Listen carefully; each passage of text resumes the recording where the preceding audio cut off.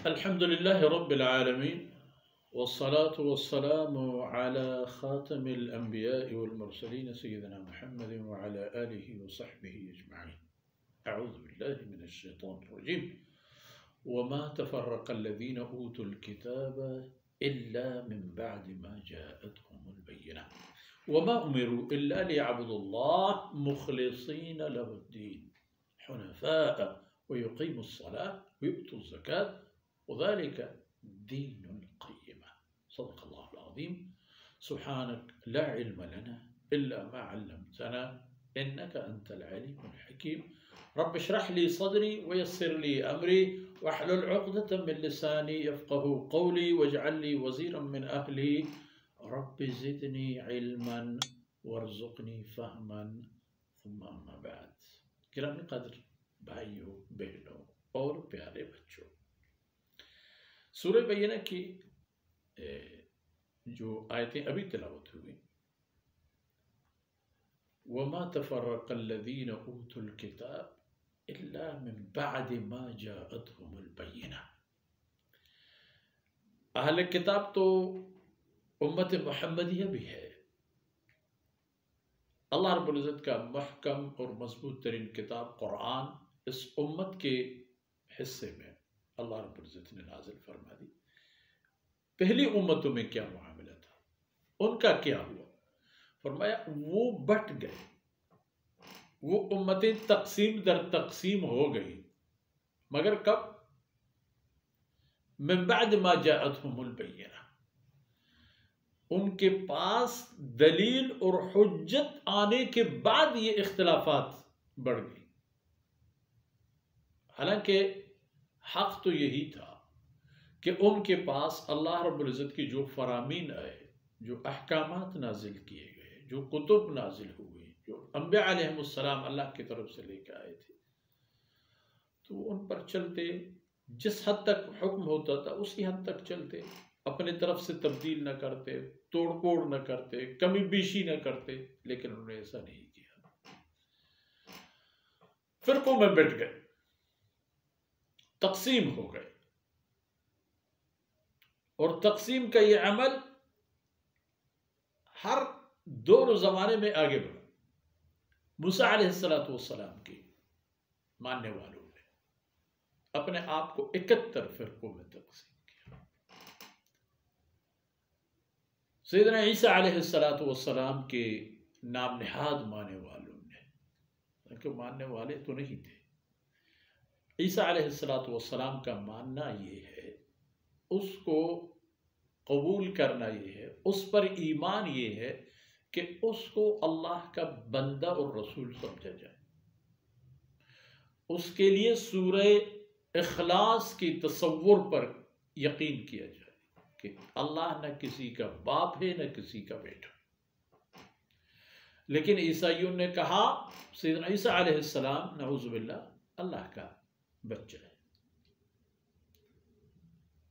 تو یہ بھی تقسیم ہو گئے، اور اس معاملے میں بھی انہوں نے اپنا رستہ الگ کیا کہ جناب رسول اللہ صلی اللہ علیہ وسلم کے بارے میں ان کے پاس پیشن گوئیاں موجود تھی، تورات میں بھی اور انجیل میں بھی اور زبور میں بھی. تمام کتابوں میں آن حضرت صلی اللہ علیہ وسلم کے بارے میں تاکید کی گئی تھی کہ جس ان کا زمانہ جو بھی پائے اس پر ایمان لے آئے. لیکن جب آپ صلی اللہ علیہ وسلم تشریف لائے اللہ کے رسول کے حیثیت سے، فَلَمَّا جَاءَهُمْ مَا عَرَفُوا كَفَرُوا بِهِ، آن حضرت صلی اللہ علیہ وسلم جب اللہ کے رسول کے حیثیت سے تشریف لائے تو انہوں نے کفر اختیار کیا، انکار کیا آپ صلی اللہ علیہ وسلم، حالانکہ جانتے تھے کہ ہم غلط ہیں اور اللہ کا رسول یہ ہے. اور جو لوگ خالص مخلص لوگ تھے انہوں نے اسلام قبول کیا، جیسا ابی بن کعب اور جیسا کہ عبداللہ بن سلام. ابی بن کعب نہیں، ایک اور اسی نام کا غالباً ملتا جلتا ایک اور صحابی ہے، لیکن وہ بھی اہل کتاب میں سے تھے جنہوں نے اسلام قبول کیا، اور بھی بہت لوگوں نے. لیکن جنہوں نے اسلام قبول نہیں کیا وہ تو مرتے دم تک لڑتے رہے. اگر مدینہ طیبہ کے آبادی کے تناسب میں یہودیوں کو دیکھا جاتا اس زمانے کے حساب سے تو وہ قابض تھے مدینہ منورہ کی ہر چیز پر، اس کی زراعت پر، اس کی معیشت پر، اس کی سیاست پر، اس کی دینی اقتدار اعلیٰ پر. گویا کہ انہوں نے ایک ایسا چھاپ مسلط کیا تھا مدینہ منورہ سے پورے اپنے اطراف و جوانب میں کہ ہر چیز کا رخ ان کی طرف ہوتا تھا.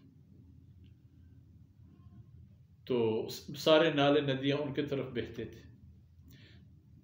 لیکن اللہ کے رسول کو جب انہوں نے انکار کیا تو اس کے ان کے سزا بھی انہوں نے پایا،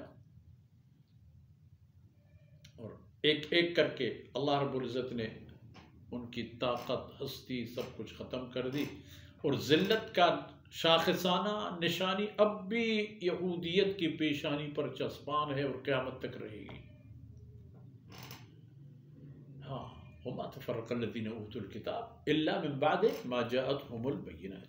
جب ان کے پاس دلیل آئے اس وقت، ایک بار تورات کے نزول کے بعد، ایک بار انجیل کے نزول کے بعد، ایک بار قرآن کے نزول کے بعد، یہ ان کا معاملہ رہا.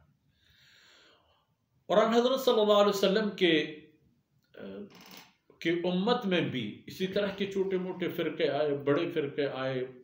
کسی نے نبوت کا انکار کیا اور اسلام کی طرف منسوب کیا، کسی نے قرآن کی تحریف کے عقیدہ رکھ کر اپنے آپ کو مسلمان کہا، کسی نے حضرت علی رضی اللہ عنہ کو اللہ کا درجہ دیا اور اپنے آپ کو مسلمان کہا. اسی طرح مدعی اسلام کے جو در حقیقت مسلمان بھی نہیں تھے وہ اس امت میں بھی بہت ہو گئے، حتیٰ کہ 73 فرقے آپ صلی اللہ علیہ وسلم کی پیشن گوئیوں میں موجود ہیں.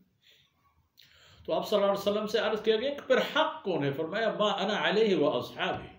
سادہ سے بات، سادہ سیدھا نشان، ما انا علیہ و اصحابی. جس روش پر میں اور میرے صحابہ ہیں وہی حق ہے.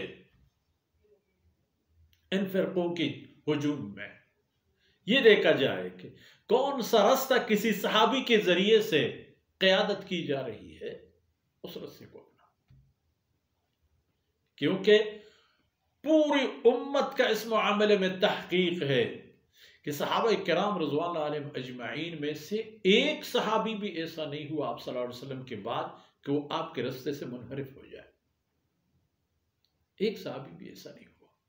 سب کے سب اللہ کے دین پر ڈٹے رہے، جمے رہے، اور اس پر اللہ اور اس کے رسول کی اطاعت اور فرما بری کرتے رہے، بنی نوع انسان کے رشد و ہدایت کے لیے کام کرتے رہے.